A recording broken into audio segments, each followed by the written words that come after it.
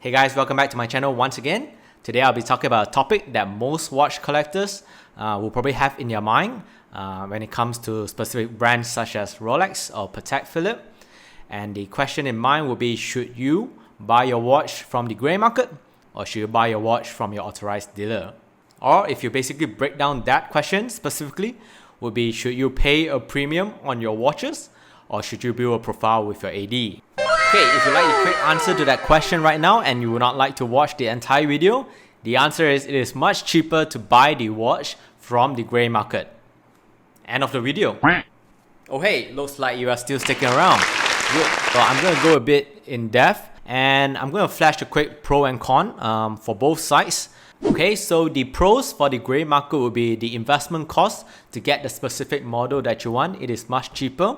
You immediately get the watch that you want. You just look up for a dealer online, just buy the watch that you want.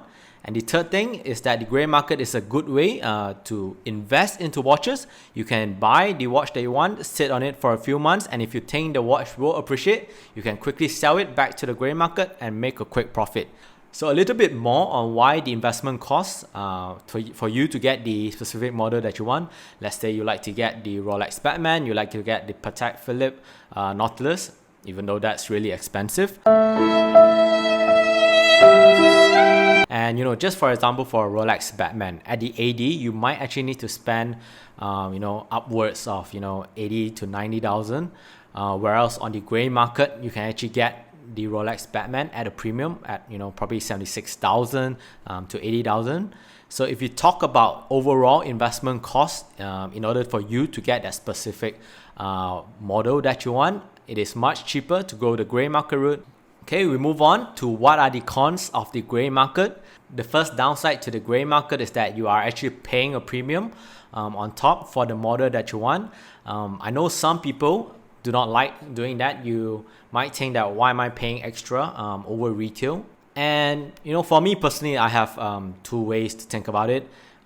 Paying a premium might not be a bad thing, in order to secure the watch that you want. But for me personally, if you're paying double the retail price, why not just get another watch at the AD?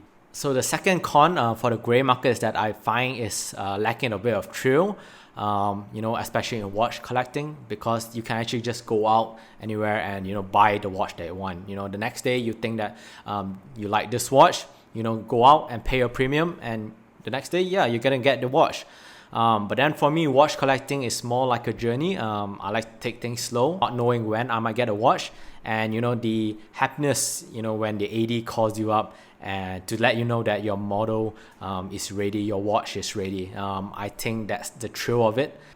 And the last con for the grey market is that authenticity is a big problem there because Rolex watches are really profitable. So on the fake market, on the replica market, it is a big market there. So you might not know that your watch is fully authentic. Okay, now I'll move on to the pros of going through the route of an authorized dealer. So the first pros of going through the authorized dealer is that I think you're building a long-term relationship with them. It is a long-term investment into that specific brand, especially brands like Rolex, Patek Philippe, or even Audemars Piguet.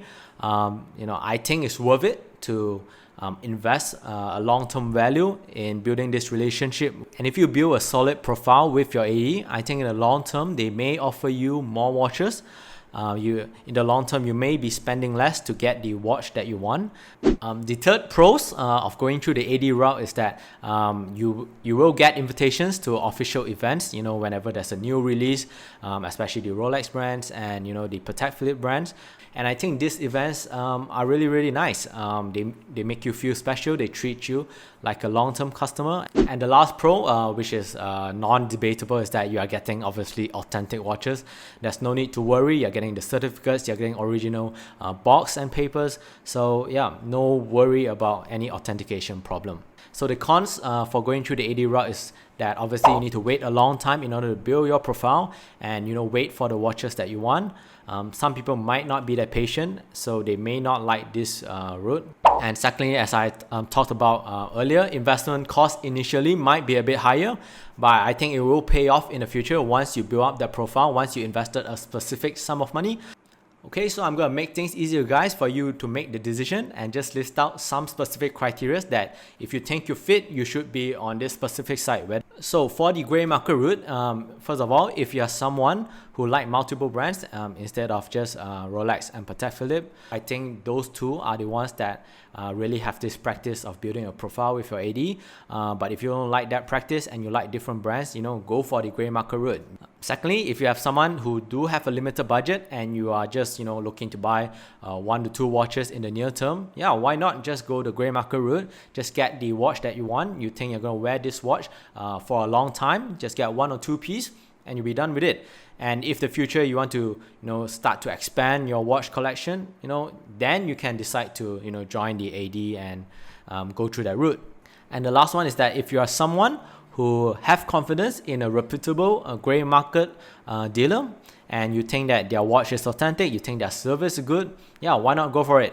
Okay, and on the other side, if you are someone who really like a specific brand and want to have a long-term investment in that brand, such as Rolex and Patek Philippe, yeah, you can go by the AD route. Secondly, if you're not rushing and you're willing to be patient and build a profile with the AD, and getting watches which is not just steel and sports model, you can go by the AD route. Thirdly, if you're someone who's wary about the authenticity of the watch, I think AD is definitely the way to go. Some people are particular in that they only want their watches to be new and they want their certificate to be under their name. So if you're that type of person, coming to the conclusion of this video, I'd like to say is that there's no right or wrong answer. I think both the gray market or the AD route is both legitimate ways to get your watches. So if you'd like to know on my experience on buying from the gray market, here's a link to the video that I posted before.